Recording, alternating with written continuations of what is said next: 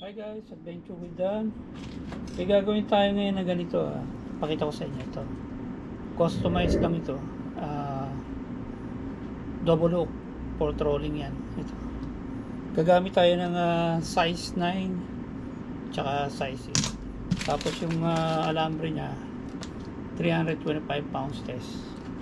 Siyempre kukuha rin tayo ng beads. Yan. So, umpisa na natin guys. Unahin nyo lang yung pag-bend ito ng 3 beses. 1, 2, 3. Tapos yung size 9 muna. Yan. Pasok nyo lang na ganyan. Yan. So pagka naipasok nyo na yan, i-bend nyo lang ito ng 6 na beses.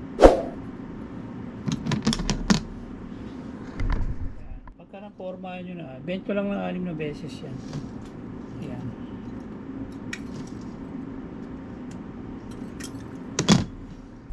Nakaporma na, i-bend ko lang ng 6 na beses. 1, 2, 3, 4, 5, 6. Yan. Make sure nyo pagka setup nyo hindi makakalabas yung hook. Yan. Pagka na-bend nyo na ng 6 yan, matibay na yan. Pag na-setup nyo na yan, cut nyo lang hanggang dito, estimate nyo lang mga 6 inches yan.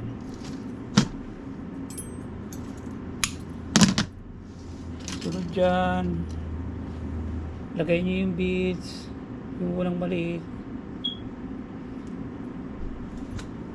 tsaka yung pink para matrak yung isda.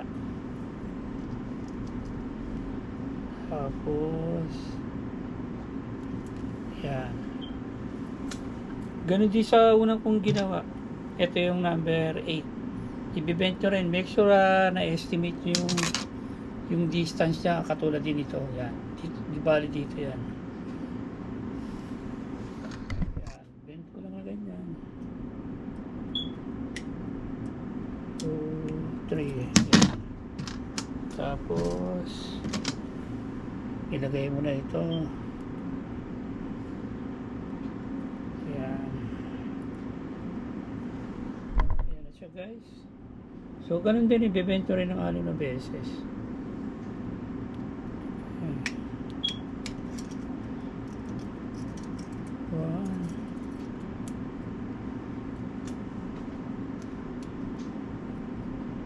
3, 4,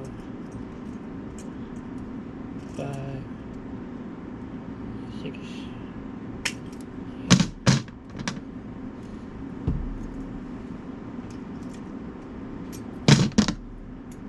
Cut niyo yung sobra.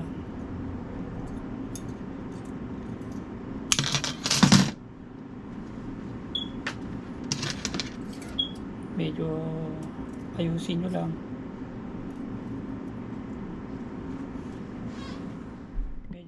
Pantayin nyo lang guys, ha. Yan. Yan.